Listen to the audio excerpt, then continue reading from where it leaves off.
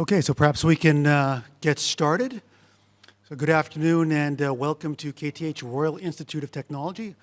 Rather a solemn setting on a late April, lovely late April afternoon here in Stockholm.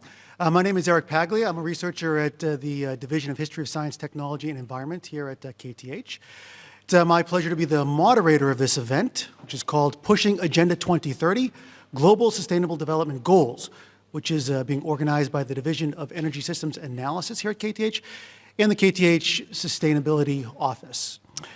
The purpose is not only to share and discuss some of the exciting research being done on campus here to develop tools for implementing the SDGs, but also to bring together and hear from an array of experts from important Swedish institutions and international partners that are working to promote and implement Agenda 20 in Sweden and around the world. Considering the transformational aspirations of Agenda 2030, individuals and institutions across scholarly disciplines and sectors of society have to come together if the SDGs are to have any hope of being realized in the next 15 years. So the objective for today is therefore to find out more about the work that's already being done in the organizations that are participating in today's seminar, but also to explore possibilities for creating new projects, collaborations, and interlinkages, not least from among some of the individuals and organizations that are represented here in the audience today. So be sure to stick around for the mingle. We've set aside 90 minutes to mingle and network and exchange cards and find different ways that perhaps some of you, perhaps some of the panelists can collaborate. So we'll have a series of presentations, about 20 minutes each, which will be followed by a panel discussion, at which time we'll open up the floor for questions from the audience. So please hold your questions until the end at the concluding panel. So without further ado, I'll introduce the first presentation in the panelist from Professor Mark Howells, is the head of the Division of Energy Systems Analysis here at KTH. And among his many activities in the realms of energy and sustainability, Professor Howells coordinates the European Commission's think tank for energy. He's regularly used in the United Nations as a science policy expert and is a key contributor to UNDESA's modeling tools for sustainable development policies, which I'm sure he'll be speaking quite a bit about during his presentations. As a matter of fact, Professor Howells is going to make back-to-back presentations. So the first one will be an introductory presentation on Agenda 2030, and then one that will go into more details on some of the tools that he is developing here at KTH. So Professor Howells, the floor is yours. Okay, very good. So Agenda 2030 and the Sustainable Development Goals. In September of last year, the world came together. Heads of state came together to develop this global commitment, a global agenda to meet a series of goals. Now, you may have heard of something called the Millennium Development Goals. So the Millennium Development Goals were goals that were associated with developing countries meeting development targets. The Sustainable Development Goals do that, and they go further. There are a number of goals, 17 goals in total, with 169 clearly defined targets that the world has signed up to try and meet to make sure that we get a sustainable future. We move into development that's more sustainable. And this is under something called Agenda 2030, because a number of those targets are supposed to be met by 2030. I wanted to emphasize the world signed up to this, because it truly is a global agenda. And there is a lot of effort going on at the moment to try and understand what this means in terms of planning, in terms of policy, and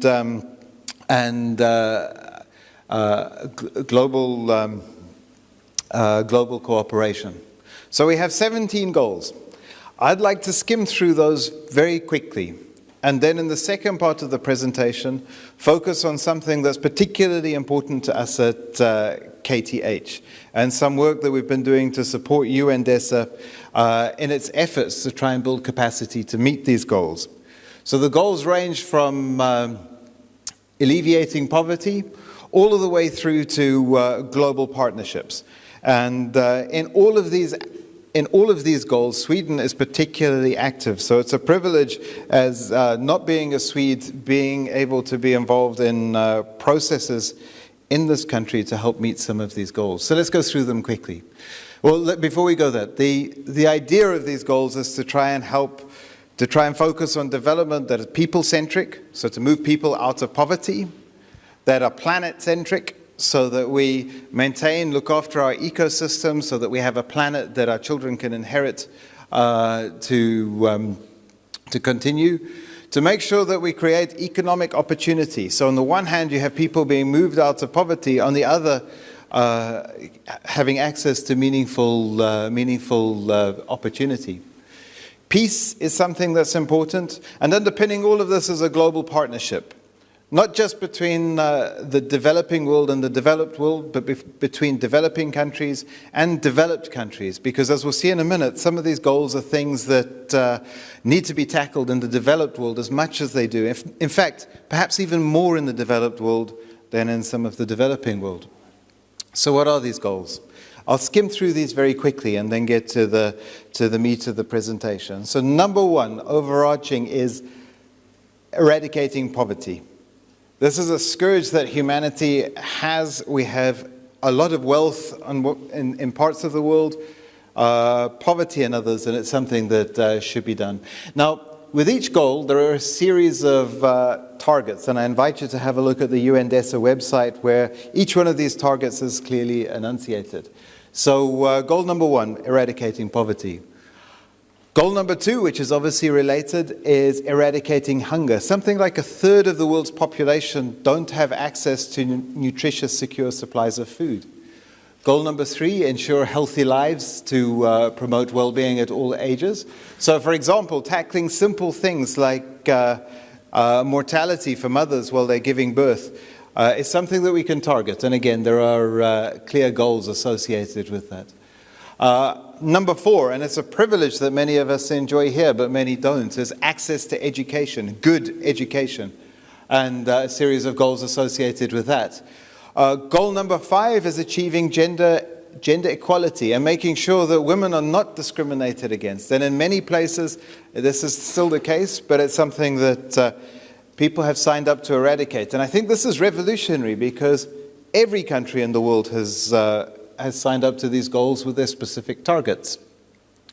Goal number six, again, about 1/3 of the world's population do not have access to safe, secure supplies of drinking water, so access to water.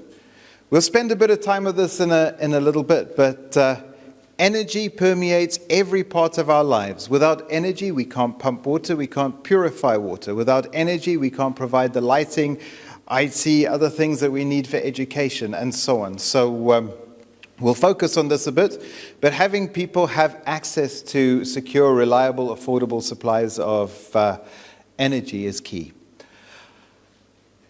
We heard earlier about economic growth. Making sure that people have access to economic growth opportunities is something that we've heard a lot of in the press at the moment, as we see that the top 1% has inordinate amount of access to opportunities. Making sure that our infrastructure is resilient and inclusive. Goal number 10, reducing inequality. So the bottom 40%, target number one, taking them out of the poverty trap that they're in to try and secure a more equitable distribution of wealth. Goal number 11, make cities safe, inclusive, and sustainable. This includes things like upgrading slums. In much of Africa, for example, we expect there to be close to 500 million people housed in slums by about 2050. So addressing this is clearly something that's important. Goal number 12, ensuring sustainable consumption and production, and this is something that Sweden's a leader in, is also important. We have to start thinking about circular economies. Sometimes people refer to that as circular reasoning, but the more that we can recycle so that we have a lower footprint, the better. Goal number 13, climate change is something that is probably one of these goals that affects the developed world maybe a bit more than the developing world, at least in terms of mitigation. So trying to reduce our greenhouse gas emissions. Most of us have a carbon footprint that's inordinately larger than our compatriots than our fellow global citizens in poor countries. So reducing greenhouse gas emissions on the one hand, but at the same time trying to create societies that can adapt to climate change. I joke with some of my classes that you're just asking them if they like Dutch people. And that always creates a bit of a bemused look around and people thinking, what is this crazy professor asking us? Because the truth is that we're likely to get a lot of Dutch immigrants into Sweden and the rest of Europe if climate change happens. We have to mitigate to that. Holland is below sea level. If the sea level rises, Holland will be history. Goal number 14, looking after our oceans. Goal number 15, making sure that we have ecosystems that are properly functioning. Goal number 16, providing peace and justice to all and ensuring that we have functioning institutions that people have access to. And then goal number 17, which is the last, is developing a strong global partnership. And we'll talk a little bit about what that means in the next few minutes. So just to let you know, these are goals that have been set up. They have clearly defined targets, 169 targets. At the moment, the system is trying to come up with a set of indicators that can be used and mainstreamed into policy. So if there's engagement between Sweden, for example, or other countries to try and understand progress or to twin up, to think about progress towards these goals, we can measure, monitor, and manage those. There's a report that comes out every year that I'd suggest that you have a look at if this is of interest, called the Global Sustainable Development Report, which synthesizes where we are in terms of progress. There are annual meetings of something called the High-Level Political Forum, where there's a forum to try and move some of these goals forward and facilitate the process of getting to those goals. And a whole lot of background information can be found up on this website. So just to give you the takeaway message that we have a set of goals, countries, including Sweden, have signed up to them, and there's space for important partnership. And these are clearly defined, and they move beyond just addressing development of developing countries to global sustainable development, which is important. So that was the part where I was filling in for somebody else. So I'll move on now to some of the work that we're doing at KTH, supporting this process, and we will talk about some tools that were launched last month in the United Nations in New York. But to try and set the scene, I'd like you just to imagine this for a moment. Just imagine you're a young pregnant mother that's about to give birth. Looking around the room, I think that'll be a stretch for some of us. But seriously, just think about this for a second. And you live in rural Malawi, okay?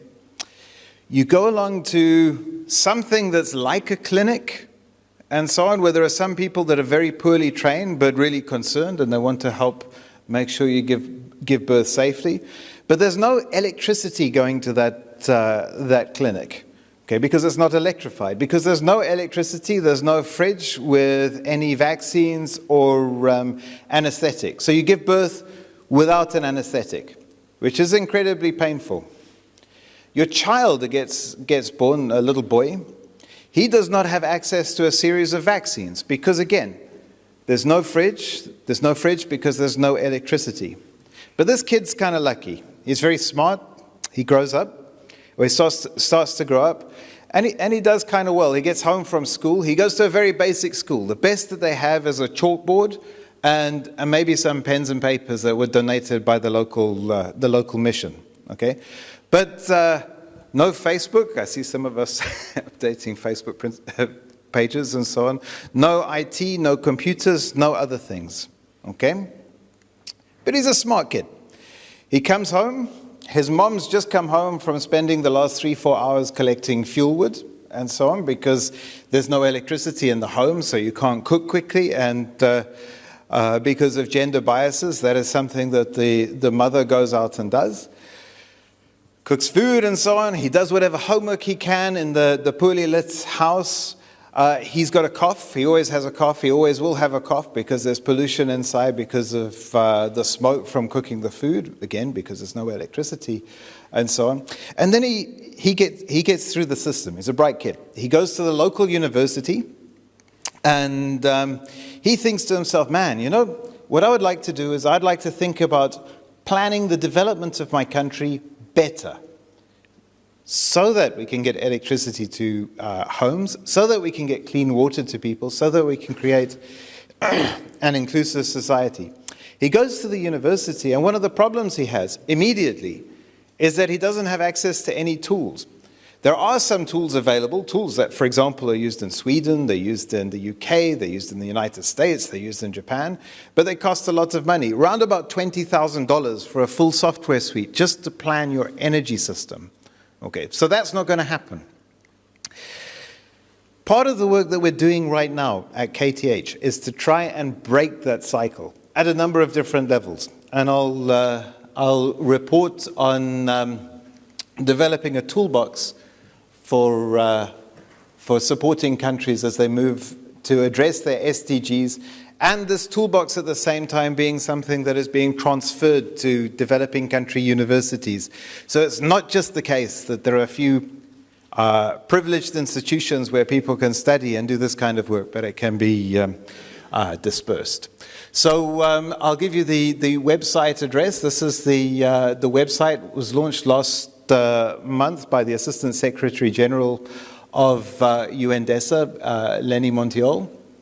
And I'll go through one or two of the tools that have been developed. We're developing these as completely open source so that it's not just that they're being used at KTH and they can be transferred to developing country universities, but at the same time they can be improved anywhere by other universities and so on. And so, for example, Cambridge University is one of our partners. We've seen the 17 Sustainable Development Goals, and there are 5 key tools that have been developed by UNDESA that they are actively engaging member states with. And I see 1 or 2 people in the room who are involved in this process.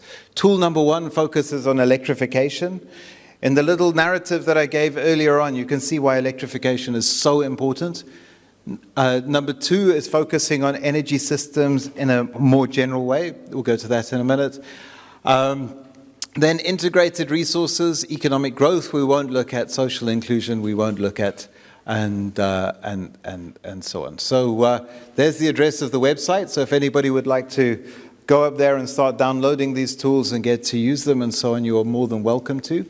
But we start with access to electricity, or access to safe, affordable, modern energy, which is Sustainable Development Goal number 7. Now, if you live out in rural Malawi and you want electricity, you're going to have basically 3 different options.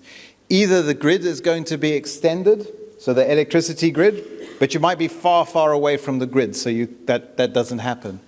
Or maybe there's a village and there's a lot of people wanting electricity, so to take advantage of economies of scale, you develop a microgrid. Or we have standalone solar panels on top of homes. What we did for UNDESA was to look at every single country around the world and develop an electrification pathway. On top of this, making software available so countries can take that and better represent their country situation. And so you can go online, you can click on any particular country. For example, in Africa at the moment, I think we're online. You click on Nigeria, you'll get something that looks like this.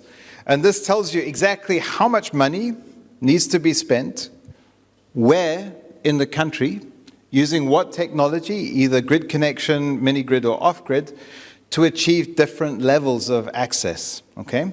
So in our little story, it would have been very nice if the little kid we spoke about had lighting in his home. That would have meant that he would have access to better education immediately.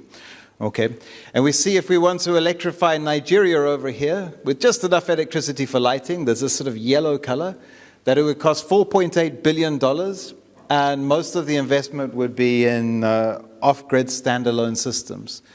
If we want folk to be able to watch television, anybody here watch television? You enjoy watching television? Yeah, we kind of get used to that. We see that there's more grid connection because you have more electricity that's going to be consumed by homes. But let's say modern appliances and so on. Anybody wash their clothes in a river this morning? No? Yeah, it's nice to have modern appliances and fridges and so on. And we see that there's more and more grid connection, and we can tell you exactly where what needs to be done. And then if we want heavier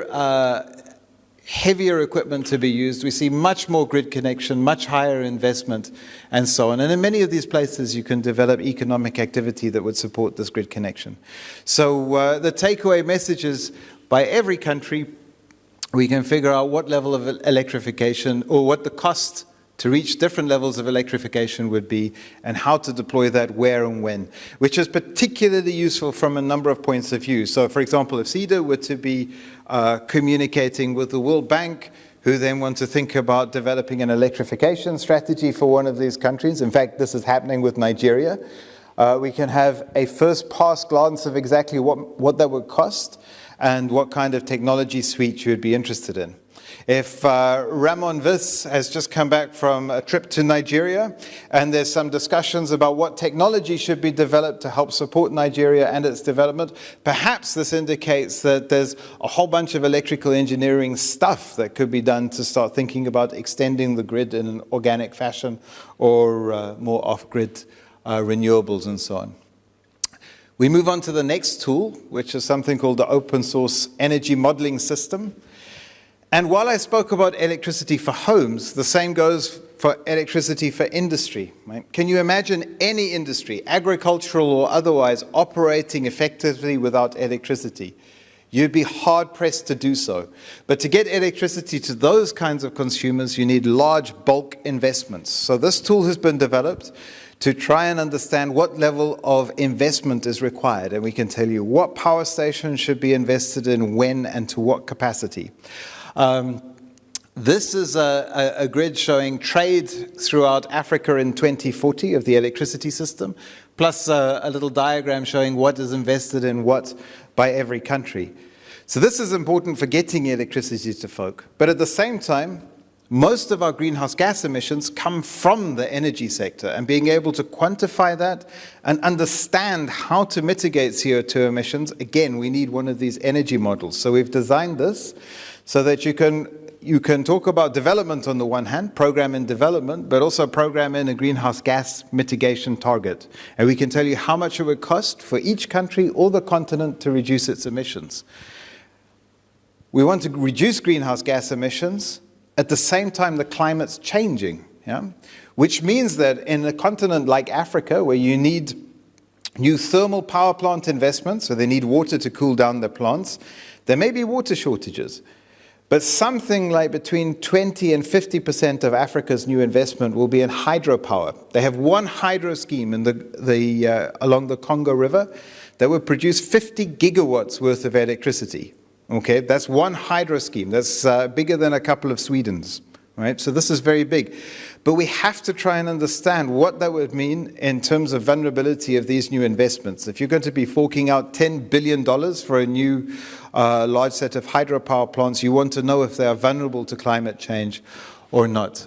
So this is a graph of reservoir depths where we can feed in climate information and so on. This comes from some work that has been done for every South American country. If this all sounds like pie in the sky, some overexcited researcher at KTH, we've been spending some time with UNDESA, and I need to emphasize the amount of effort that UNDESA have put into this, engaging with different countries as they develop their strategies looking into the future.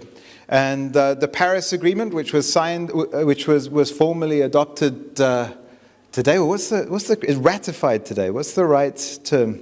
It was one of the signing ceremonies was today, but I forget which one. Anyway, the point is that here's something from Bolivia, who are one of the pilot countries that used this tool that I was talking about, osmosis, a second ago, where they're putting forward their development plan and they're talking about exactly how much greenhouse gas they can mitigate and so on.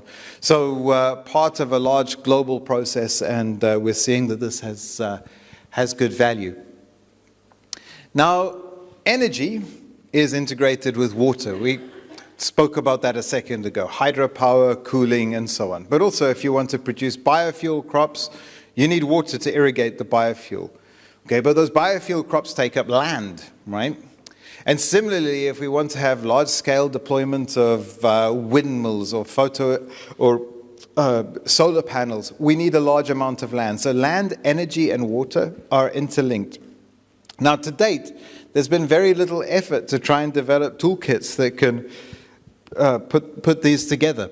It's very nice that we have SEI here, because we've been working with SEI a fair amount at trying to develop a toolkit. So again, when a country starts thinking about its development, and it wants to develop its agro-industry, it wants to develop its industry and get energy to that, and it wants to ensure safe, secure supplies of water, both for economic activity and to its people, we've extended this open source energy modeling system to look at these other resources as well. And this is also being tested in a number of different places. And it helps us have a look at a number of things. If we use our land correctly, we can produce enough secure supplies of food so we tackle hunger.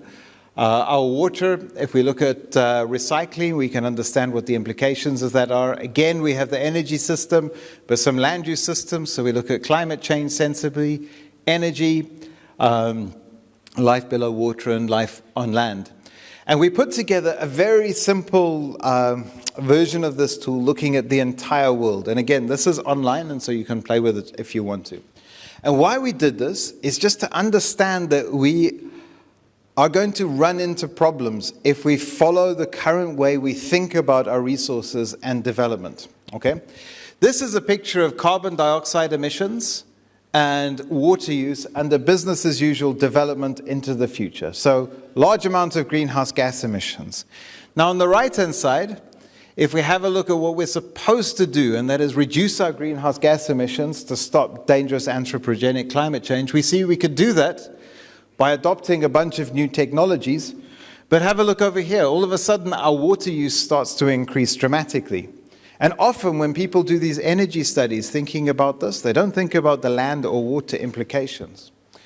One of the scary things about the land implications is that a lot of the technologies that we would use to supply renewable electricity, and I'm thinking about biofuels and solar panels, require a lot of land with the current systems that we have. So what happens is that we need to use low carbon, high energy density technologies. And one of the key things, and this model is technology neutral. It doesn't favor one technology over another. It's not German and it's not Finnish. It just invests in whatever makes the most sense given these constraints. What we see is that nuclear power becomes particularly important because there's not enough land to be able to get to these low carbon futures. But at the same time, nuclear starts to use a lot of water. So we can be situating a whole bunch of new nuclear power plants on the coast, which might have implications. We might need to do these near rivers, which have implications if the climate changes, and so on. And this is by no means the future necessarily. This is just a picture of some of the potential constraints that come there. And again, we can flip through this online tool, and we can have a look at a number of different things here. And so again, we see, what is this? We see the importance of nuclear in the electricity system simply because of this land constraint. So again, this means that there are challenges for people developing new technologies. We want low carbon technologies that don't necessarily require a lot of land. Okay? And again, this is a tool that's being developed locally and is completely open source. Now I'm going to get a little bit geeky for a couple of minutes. You know, we were developing these tools, and we have a few PhD students and so on going through the system doing a fantastic job, and they develop some new code, come up with some new equations, publish a thesis, and disappear. And then some poor person has got to go back, read that code, and think about how on earth am I going to turn this nice PhD paper into a tool that can be used by a government if there's something useful that's been done. So what we did is, together with Tartu University and again UNDESA, is started to develop something called a model management infrastructure, which abbreviates to MoMoney, which sounds like a line out of a gangster rap song. And in fact, there is a gangster rap song talking about more money, and the second verse of this says, with more money comes more trouble. And we suspect there might be some more trouble with this into the future. But the idea here is that we can set up lots of equations. So somebody comes up with a new thing. They're thinking about, oh, my word, there's going to be some kind of climate change. It's going to affect river runoff in this particular place. They need some equations that are specific to the Alps because of the way the topology is. So they can write these equations here online. So this is an equation from our osmosis model. But what we've done is we've set this up so that you can drag and drop different parameters in here, and you can use this as a development environment to quickly develop new models. And what's particularly neat about this is then we can have sets of equations which could be put together. A new model can be developed fast. And then what happens is that it automatically generates computer code and some place to store your data and some place to have a look at results. So I think these are results for a fictitious country that we were looking at called Atlantis. And what this does is it provides a step change for people who are doing this kind of coding, because you not only have transparent equations, which you can share with your professors or whoever you're working with, or you can go to government and say, hey, this is a good representation, but you have a transparent and simple way of storing data and having a look at results as well, which means that we can develop new models and apply them much quicker than could be done in the past. And so this is being launched right now. There are a few other tools that I've not spoken about. I've just spoken about the ones that we're heavily involved in the development with or leading the development with. What will happen in the next few months is there are going to be 3 advisory reference groups put together. One that focuses on taking these tools and doing global capacity building and logistics. So we're already training a couple of governments ourselves, but that has to scale up if these tools are going to be used sensibly. So UNDP is about to start using these tools, and other organizations as well. So one reference group. There'll be another reference group that's composed of industry and academia. So industry and financiers, by the way, industry and financiers, to make sure that the stuff that comes out of here is investment ready. You know, you can actually go and do it. It's not some idealistic development economists working in the background, but people can make investments. So we have ABB and the World Bank leading that particular components of that reference group at the moment. And then another group in there which is focusing on academic excellence, so making sure that there's a sensible theory of things being developed. And Cambridge University are leading a component of that group. And then lastly, infrastructure and resource management, to make sure that people in different universities are being trained, knowledge is being spread, and whenever you want to download one of these tools, you can get it with the latest available data for Nigeria or Malawi or Sweden or whatever the case is. So just to conclude, some takeaway messages. First off, these tools are available, and we're super excited and privileged and very humbled by the fact that we're able to work with some of these governments, UNDESA and a larger global family. Some of these outputs are world firsts, which again we're happy about, but everything is designed to be improvable. So we're just breaking some ground, and the space is out there for others within KTH, with our in other universities and other places to develop and improve these further. So nobody's getting locked in. There are databases that are being developed right now. So we have something for all of Africa, all of South America, and being funded by DG Research, something for all of Europe at the moment. Very keen on openness. Every part of all of the tools that we're using are either open source or will be open source, so anybody can repeat the experiments, which is just good science, but people can pick them up. We have great pilot demonstrations that are coming out of Bolivia, Nicaragua, and Uganda, and then we have a large thing with the United Nations Economic Commission for Africa. And the number of partners and collaborators are increasing. This is a picture of the Assistant Secretary General, who did a much better call to arms than I could have ever hoped to do as we launched these tools. And part of the idea and the spirit of a lot of this work is to make this open and inclusive. So with that, I would like to thank you very much for your time. Thanks.